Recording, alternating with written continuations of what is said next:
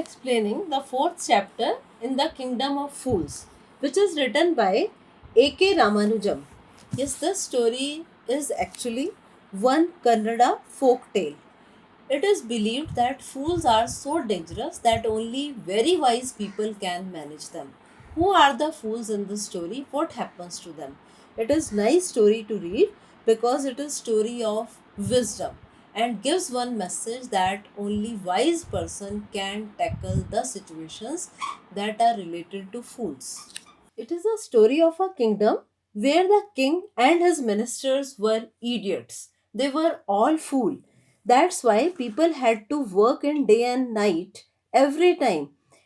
Once a guru and his disciple came to the city. They had to rest in the daytime, means they were just going opposite. So the Guru advised his special disciple that they should leave that place because it was not suitable for them and it would not be safe for them.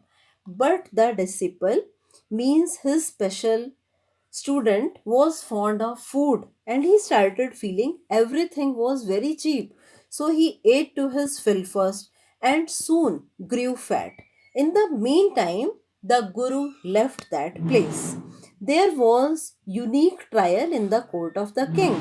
A thief had broken into a rich merchant's house. As he was coming out of the hole, the old wall fell on him and he died on the spot. So the case was brought to the king. The king was himself grateful. The king started accusing one by one. First to merchant, then bricklayer, then dancer, then goldsmith, then a rich merchant, the father of the present owner of the house. A new stake was built for execution of the merchant, as he had inherited the wealth as well as the sins of his father. It is unique kind of trial. Then the merchant was too thin to fit the stake. Then the disciple was brought to the place of execution, as he had grown fat and he was fit to be sacrificed. Then the disciple remembered his guru. His guru appeared at once as promised because he was the wisest person. He whispered something to him. Now they started fighting to be executed first and announced the king that the stake was not an ordinary stake. Whoever would be hanged first would reborn as the king and the next would reborn as minister. So the king and his ministers were executed the next day because they were really fool.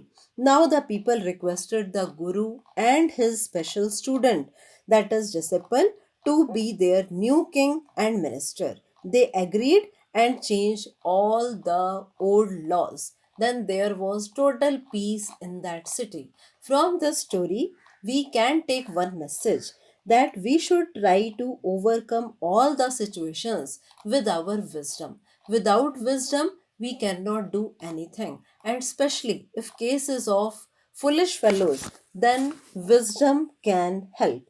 Likewise, the guru and disciple tried wisdom in the kingdom of fools and they became successful there.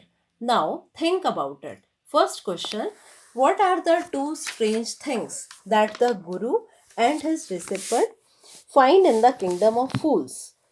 The guru and his student found that in the kingdom of fools, people used to work during nights only and they used to sleep during the days because everything was going on opposite. And the king was just doing wrong with all the fellows. Everything was cheap there and cost the same. Now, second question: why does the disciple decide to stay in the kingdom of fools? Is it a good idea?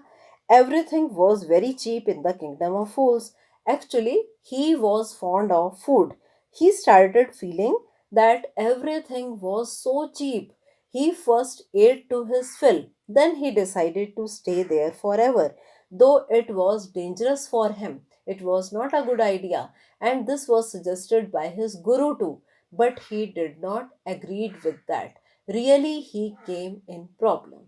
Now, third question: name all the people who are tried in the king's court and give the reasons for their trial.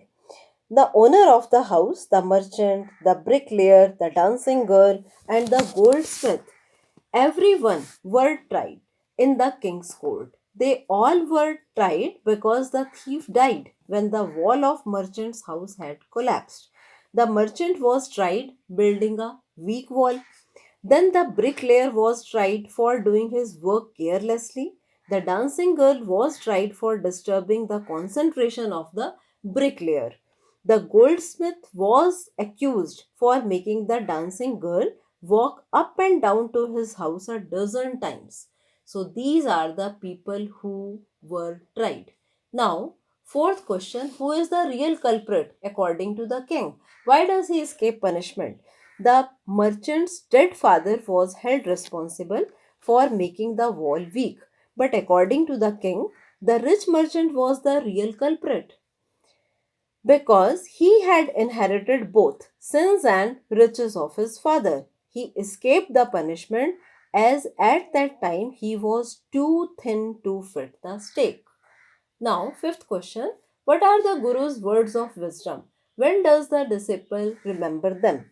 The Guru was full of wisdom. He knew everything. He could predict well that the town was not safe because all the persons were foolish. They were guided by foolish king and minister.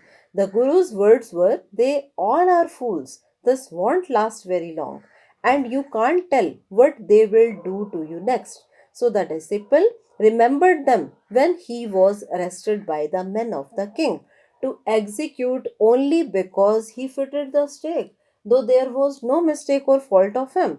It was only because of the Guru's words of wisdom that the execution was delayed. Now, sixth question: how does the Guru manage to save his disciple's life? The Guru arrived on time to save him and created one special drama. He posed, he told the king that it was not an ordinary stake, and whoever went to the stake first would become the king in next life.